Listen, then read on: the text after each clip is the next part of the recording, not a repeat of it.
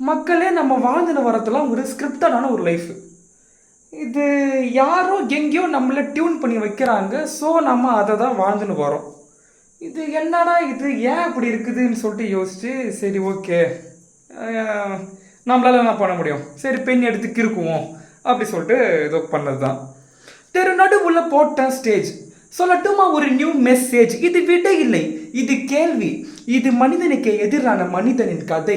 எவனோ போட்டு வைத்த தவறான விதை. நான் சொல்ல போகிறேன், நீ கேள்வி இந்த கதை.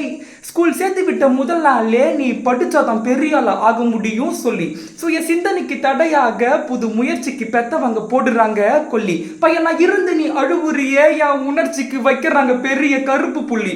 பார்க்குறவங்க கூட கம்பேர் பண்ணி என் நிம்மதியை கெடுத்து வீசுறாங்க அள்ளி.